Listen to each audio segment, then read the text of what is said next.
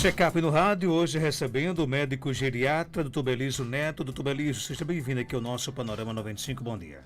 Bom dia, Marcos, bom dia, Geraldinho, bom dia a toda a faixa da audiência. Satisfação mais uma vez poder participar aqui do programa, tentando levar uma mensagem de saúde e tirando algumas dúvidas. O nosso tema de hoje, inchaço nas pernas dos idosos. Claro que a primeira pergunta que a gente faz é justamente essa: ter inchaço nas pernas é normal? Não, normal e esperado são duas coisas diferentes, né? Eu sempre digo isso. O que é normal é uma coisa que não dá preocupação. E o que é comum, né? Esperado, é o que acontece com grande frequência. O inchaço nas pernas, Marcos, ele é um sinal que está presente em diversas condições de doença. Em diversas doenças, elas cursam uma fase ou outra com inchaço nas pernas. Pra você ter ideia, 80% das doenças, elas passam, elas cursam com inchaço nas pernas. Logicamente que existem doenças que causam mais inchaço nas pernas. Então eu diria a você que, em virtude do envelhecimento, a gente tem uma predisposição maior aos idosos ter pernas inchadas. Eles terem pernas inchadas porque o sistema circulatório, o sistema de retorno venoso, que é através das veias, ele está mais envelhecido. Isso faz com que, associado à própria gravidade, o sangue tenha dificuldade de retornar e se acumule nas pernas. Ele tem mais inchaço porque ele tem mais doença cardíaca, e uma das causas de inchaço nas pernas é o coração insuficiente. Ele tem mais propensão à doença renal, e a doença renal, o rim é quem controla regula toda a nossa líquido, água, sódio, potássio. Ele é quem regula a entrada e a saída, a quantidade necessária. Então, se você tem um defeito aí, uma insuficiência renal, o idoso é mais propenso a isso, você tende a acumular líquido. Medicamentos, os idosos tomam muitos medicamentos, tem alguns medicamentos que eles causam inchaço, e doenças do aparelho circulatório, né? A gente tem a insuficiência venosa crônica, a gente tem linfedema, é um tipo de inchaço causado por defeito na drenagem dos vasos linfáticos. Então, assim, é comum nos idosos eles cursarem com inchaços nas pernas em alguma fase de alguma doença. É bem prevalente, é subvalorizado. Eles acham que é simplesmente porque eles não andam, porque eles andam pouco, eles acham que é porque é normal da velhice, mas é muito comum, embora não seja normal. Agora, no caso, é um sinal de que alguma coisa no organismo não está bem, por exemplo?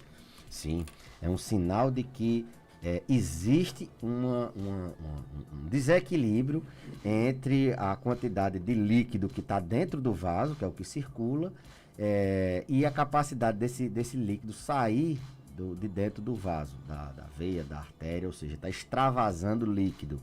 A gente tem um sistema que drena esse excesso de líquido que fica no interstício, ou seja, fica fora do vaso, fica nos tecidos. É o sistema linfático. Os vasos linfáticos, ele drenam esse excesso. Então, quando a gente está com algum problema nessa microvasculatura, que a gente chama, existe ou um excesso de extravasamento, e aí uma capacidade de drenar o excesso de líquido está saturado, um problema na própria drenagem do líquido, ou algum problema nas duas coisas. Uma inflamação, por exemplo, ela causa um aumento das fenestras dos capilares. O líquido extravasa tem uma quantidade de líquido grande e tem uma capacidade diminuída de drenar. Além disso, tem algumas doenças que cursam com a capacidade de puxar o líquido maior fora do vaso. Quando o paciente tem pouca proteína dentro do vaso, ele tem uma tendência da pressão oncótica a diminuir e esse líquido tende a sair. O líquido sai mais em virtude de uma pressão que puxa ele para fora do vaso. Então, alguma coisa está acontecendo, seja no sistema de drenagem, seja numa veia que está muito dilatada e não consegue suportar esse líquido extravasa, seja por alguma infecção, uma inflamação, seja por um trombo, seja por alguma doença maligna, inchaço nas pernas, pode ser também por causa de algumas doenças malignas, seja por alguma doença distante das pernas, por exemplo, uma doença cardíaca, uma doença renal, seja por alterações hormonais, seja por medicamento. Então, alguma coisa está acontecendo. E além disso, além da gente buscar a causa, seja também por algum período de imobilidade estendido, uma pessoa que interna, uma pessoa que está movimentando menos do que ela movimentava, ela pode sim inchar ali transitoriamente. Então tem sempre eu diria que sempre tem muitas causas por trás. Dificilmente só um mecanismo explica o inchaço nas pernas, principalmente aquele inchaço crônico, que tem há muito tempo. Sempre tem 2, 3, 4 causas que expliquem isso. E a importância da gente tratar, não só tratar a causa do problema, como também evitar complicações. O paciente idoso que tem as pernas inchadas, ele tem uma limitação para andar maior. Então, se já é um paciente com limitações, ele tende a ficar mais limitado. Ele tem um risco maior de ter trombose nas pernas, de formar um trombo e ele fazer uma trombose venosa profunda. Ele tem mais risco de infecções, a circulação está prejudicada, ele faz trombofebrite, ele faz erisipela, ele faz celulite, e essas infecções podem cursar com úlceras que demoram muito a tratar em virtude desse problema circulatório. Então, o paciente não só subvaloriza, e isso é um problema porque tem complicações. O edema, o inchaço, geralmente tem uma causa que a gente tem que buscar tratar, e se não tratar, as complicações existem e podem causar sérios problemas ao paciente. Agora, doutor Belizo, então, de forma resumida, o que é que pode causar o inchaço nas pernas dos idosos? A principal causa são doenças cardíacas, né? Descompensação do coração. O coração é quem bombeia todo o sangue. Então, se ele tem uma capacidade diminuída de bombear o sangue para o organismo, o líquido tende a se acumular, não só nas pernas, mas em diversas. As pernas é porque a gravidade favorece, está mais distante do coração, então ele se acumula. Então, insuficiência cardíaca é muito comum dar inchaço nas pernas. Geralmente tem associado hipertensão, o paciente cansa com facilidade. Então, o inchaço nas pernas pode ser por doença cardíaca. A segunda causa de inchaço, assim, mais comum seria alterações hormonais. Aquela mulher no climatério ou doenças na tireoide podem causar inchaço. Então, doença na tireoide, veja que é outro órgão totalmente diferente. Doença no rim, como eu falei, o rim é quem regula toda essa quantidade de líquido que deve ser excretado na urina, se está em excesso ou se tem menos. Então, se você tem um defeito ali no rim, diminuição na sua capacidade, na sua função principal, que é de filtrar o sangue e regular esse equilíbrio hídrico, colocar para fora o excesso, você retém líquido. É uma condição que você aumenta a quantidade de líquido e a capacidade de drenagem fica saturada. O paciente drena até uma certa capacidade e ele não consegue drenar tudo, então esse líquido tende a se acumular nos espaços. Então, doença do coração, hormonal, doença renal, estados nutricionais de o idoso acostumado a comer só um pão com manteiga e um café pela manhã, ele tem uma baixa ingestão de proteína, então ele tende a ter pouca proteína, e esse líquido, a proteína é quem mantém a pressão dentro do vaso, ela é quem deixa o líquido dentro do vaso. Se ele tem pouca proteína, esse líquido tende a sair, se extravasar. E as doenças da própria circulação, né, que a gente falou aqui, tanto na insuficiência vascular, que é um defeito, são as varizes, ela pode ser periférica, insuficiência venosa periférica, como ser profunda, que são as mais comuns. Então, defeito nas veias, né, o pessoal chama muito de veia quebrada, de problema circulatório. Defeito nas veias dá muito inchaço, dificuldade para retornar o sangue, porque às vezes estão com algum defeito. Defeito no sistema linfático, que é outro sistema de drenagem do líquido do interstício, também dá muito inchaço. Então, essas são as principais. Você viu que tem causas locais, né? Além das causas inflamatórias, uma tosse, aí é um edema mais, um inchaço mais de um lado só, onde teve aquela pancada, onde ele torceu, onde está inflamado. Uma infecção ali, uma erisipela, uma trombose, são causas de inchaços mais localizados e mais agudos que acontecem nos últimos dias. A gente está falando de inchaço bilateral nas duas pernas, assim, de maneira geral. O que fazer então para diminuir esse inchaço? Bom, tratar a causa base é uma das medidas que mais tem eficácia. Lógico, você tem um problema no coração, se você trata esse problema no coração, você tende a diminuir esse acúmulo de líquido, porque o coração volta a funcionar minimamente normal. Se você trata esse problema de líquido por disfunção no rim, vai voltar ao normal. Se você trata esse problema local nas veias, você tende a melhorar. Eu vou, em especial, assim, falar um pouquinho do que se faz na insuficiência venosa, no linfedema, que assim, talvez o que a gente pode orientar melhor pelo rádio. Não tenho como orientar um tratamento de insuficiência cardíaca, de insuficiência renal, de uma deficiência hormonal. Mas aquelas pessoas que têm aquele inchaço em virtude de defeitos na circulação, leia-se insuficiência venosa, leia-se defeitos na drenagem linfática, essas pessoas elas podem, em casa mesmo, tentar aumentar a quantidade de vezes que ela se exercita ou movimenta os músculos ali das pernas. Quem faz esse sangue bombear de volta para o coração, Marcos, são os músculos das pernas. Então, a gente não tem outra bomba lá nas pernas que manda o sangue de volta. Essa bomba é o sistema músculo-esquelético. Então, à medida que a gente contrai os músculos, o sangue vai voltando para o coração. Então, as pessoas tendem a ficar muito tempo paradas. O ideal é que elas mexam os pés, mexam os dedos, se possível, dar uma caminhada. Então, a atividade física é uma forma de você melhorar esse inchaço, evitar muito tempo parado sem movimentar as pernas. Usar meia de compressão se for assim indicada. Então tem aquelas meias de prevenção, pessoas que têm muito tempo parada, ela pode utilizar uma meia de baixa compressão. Lógico, se tem alguma doença e o médico faz uma compressão maior, isso é muito diferente de você fazer uma prevenção. Então evitar muito tempo parado, estar sempre movimentando os pés. Quem tem a doença, é importante que ela, várias vezes ao dia, ela se deite e levanta as pernas acima do nível do coração, que é para esse sangue retornar. Bota um travesseiro, passa ali 20 minutos e esse sangue retorna.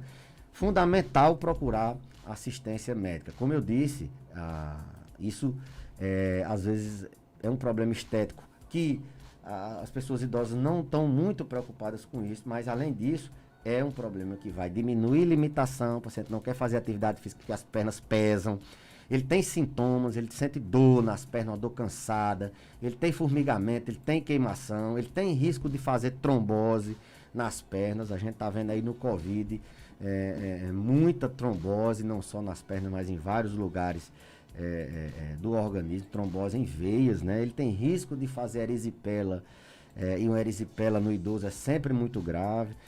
As consequências de úlceras que demoram muito a cicatrizar. Então, o que fazer é isso, é movimentar. Se for insuficiência venosa ou linfedema, movimentar a bomba músculo-esquelética, dar massagem, usar meia, elevar as pernas várias vezes ao dia e procurar assistência médica. O ouvinte pergunta: o meu avô tem problemas de pressão e as pernas inchadas também. Ele toma muito remédio, pode ser por isso?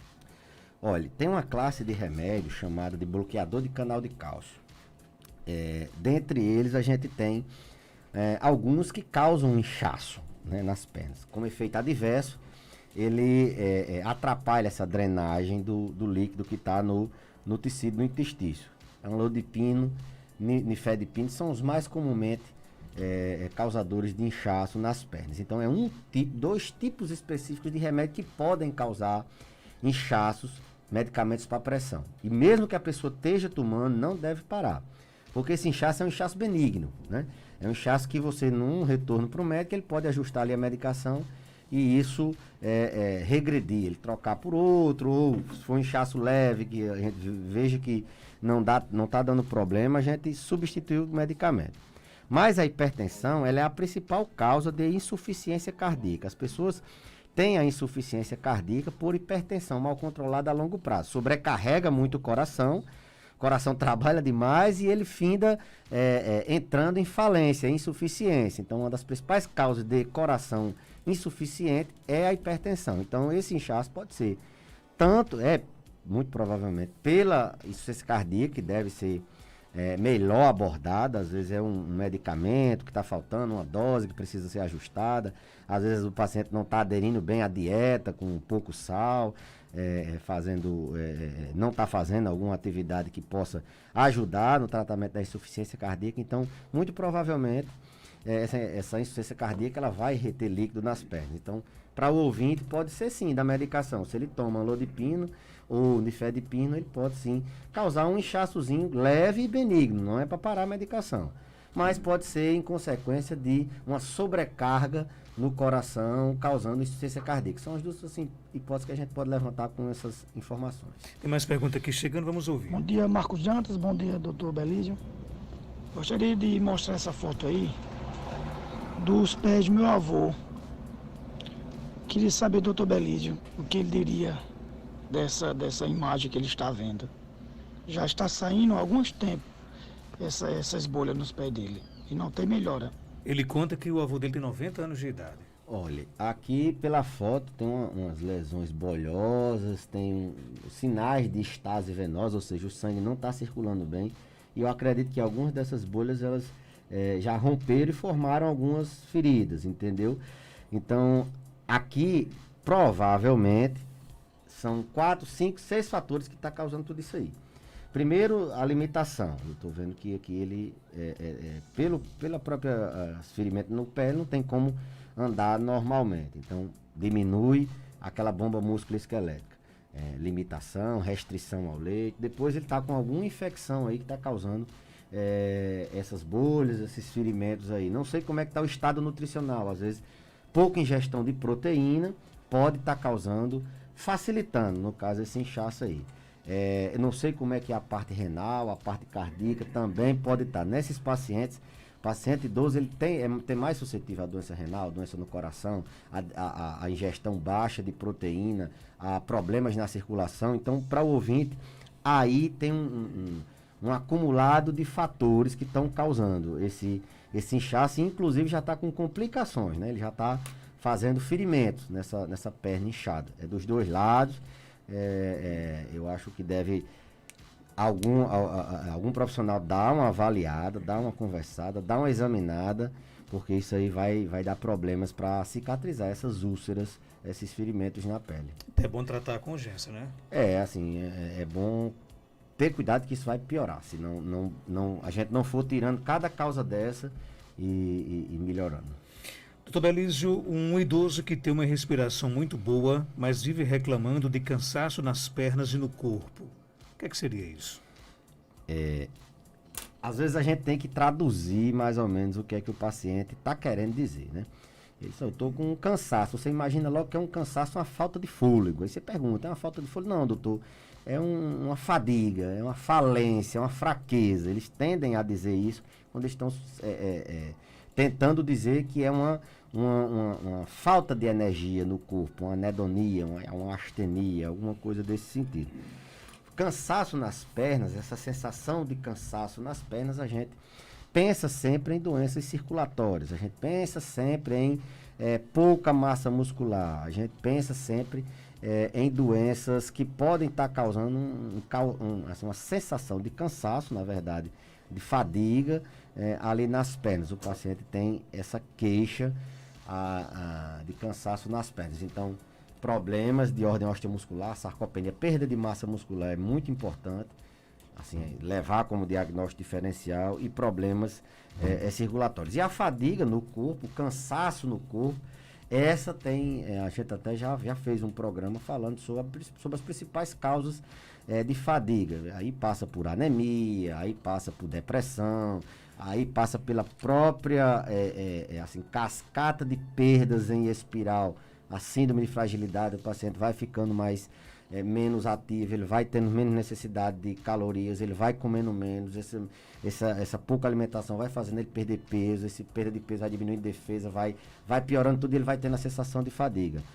Então, essa fadiga generalizada, ela pode ter várias causas, né? Desde déficit no próprio sangue, como anemia, passando por doenças como depressão, como doenças clínicas, como efeito adverso de medicamento. Então, a fadiga ela seria um programa ou dois para a gente poder falar. mas provavelmente não tem assim relação com o cansaço da falta de ar. É uma fadiga, e esse nas pernas a gente tem que ver se não tem nenhuma doença circulatória, se não tem nenhuma doença que possa estar causando essa sensação de cansaço nas pernas. Doutor Belísio, quero saber quando o idoso tem Alzheimer, é normal ter tontura, mesmo estando em tratamento? Não tem assim relação de paciente que tem Alzheimer ter mais tontura, não. Ele tem mais tontura, como todo idoso, ele é mais suscetível a ter tontura. Logicamente, a gente utiliza uma gama de medicamentos para tratar não só a doença de Alzheimer, como para tratar suas complicações. E alguns desses medicamentos, principalmente quando a gente está iniciando, está tentando chegar à dose certa, eles podem ter alguns efeitos adversos e a tontura pode estar no meio desses efeitos adversos. Mas o paciente que tem Alzheimer, não é que ele tem mais tontura do que os outros idosos, não. Nem tenha menos também. Ele vai ter tontura como todo idoso. Na verdade, o paciente que tem demência de Alzheimer, ele tem as mesmas doenças que todo idoso tem. Isso, inclusive, a gente alerta sempre, olha, é uma doença neurológica, mas que o paciente continua tendo a hipertensão, a diabetes, a dor que ele não sabe dizer. Então, o paciente que tem Alzheimer, ele continua tendo as outras doenças. A gente vê o paciente, não vê só a doença neurológica em si. Então, ele tem tontura normal, como qualquer outro, normal não, comum, como qualquer outro idoso, e deve ser investigado e tratado. Não é por causa do Alzheimer que ele vai ter mais tontura, não. Meu pai tem 72 anos, fez o PCR, deu 0,78, mas ele urina várias vezes à noite e o PCA deu 0,78. Está normal? PSA, né?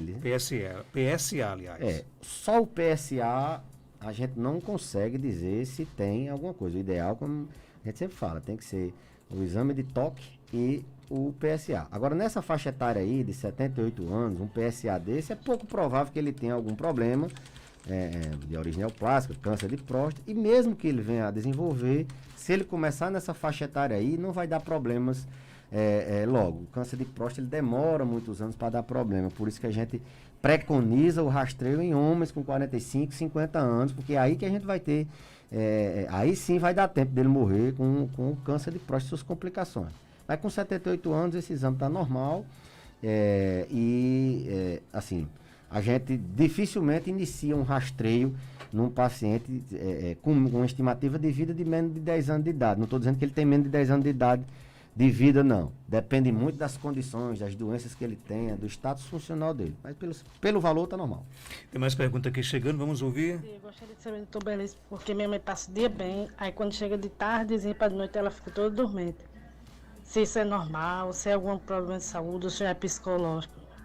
Ela é idosa. Passa o dia bem e à tarde fica dormente, e aí? Não, não é normal, né? Se fosse normal, a maioria das pessoas tinham esse sintoma. Não é normal. Tem alguma coisa que a gente tem que investigar. Não tem como dizer, fica dormente, isso não. Pode ser várias e várias coisas que o ritmo circadiano, a hora do dia está piorando. Desde doenças psicológicas, como ela diz, né? Alterações hormonais, há diversas, não tem como, infelizmente, eu dizer, é por isso não é normal.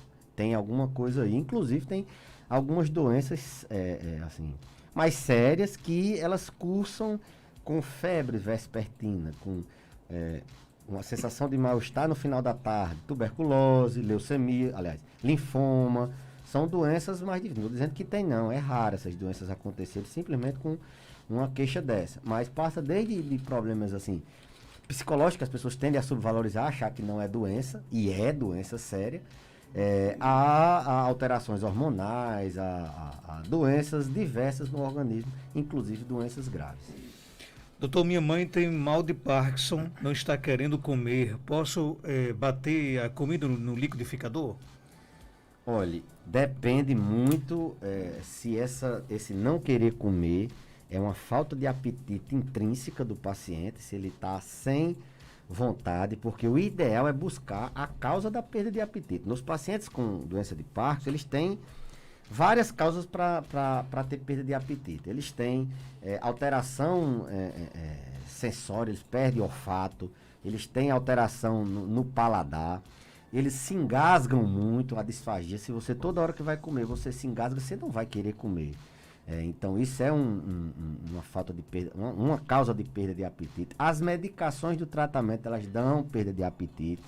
O paciente tem muita dificuldade para defecar, eles são constipados cronicamente, isso dá desconforto, dá perda de apetite. Então teria que sim, eles têm muita depressão no paciente com Parkinson tira o apetite, então tem que fazer, na verdade, um inventário, uma investigação das causas e ir tirando cada uma. Simplesmente tirar a consistência de normal para líquida ou pastosa, talvez não resolva, a não ser que esse seja só o problema. Tem que ver por que ele está sempre sem apetite. E se for um apetite recente que ele perdeu, a gente tem que pensar em alguma doença de agora. Então, se faz diferença, faz sim.